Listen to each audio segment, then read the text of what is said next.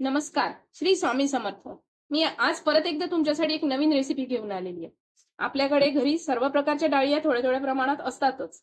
मग त्या डाळींचा लहानांपासून मोठ्यांपर्यंत सर्वांना आवडेल असा एक पदार्थ आपण आज करूया।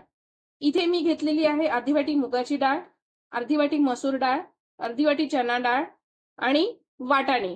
सोबत घेतलेला आहे मध्यम चिरलेला आहे कांदा, तळण्यासाठी तेल, लिंब, आलं, हिरवी मिरची, गोड लसूण, तिखट, मीठ, हळद आणि तीळ।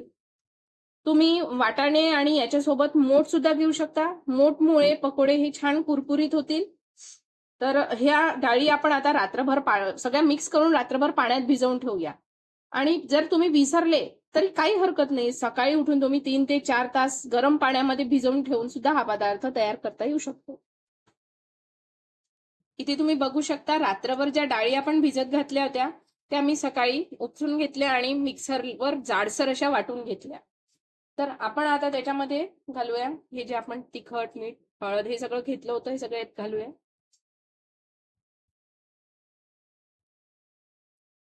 तीळ घालूया,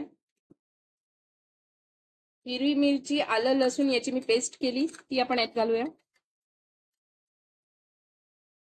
सोबत कांदा घालूया आणि हे सगळं छानपैकी मिक्स करून घेऊ।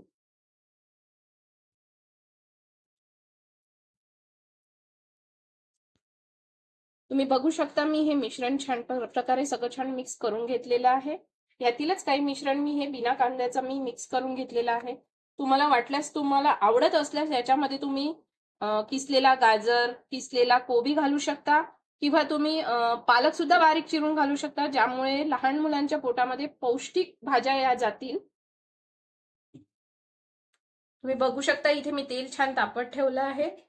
आता आपण काय करूया, हे जे मिश्रण मगाशी आपण मिक्स केलं होतं यामध्ये हे गरम झालेलं तेल थोडंसं एक चमचा याच्यात घालूया, ज्यामुळे हे कुरकुरीत होईल।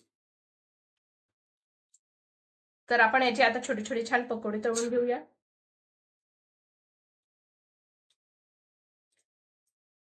मध्यम आचेवर तळूया छान। बघू शकता किती छान त्याचे पकोडे होतात आहे। छान गोल्डन कलर येईपर्यंत तळून घेऊया।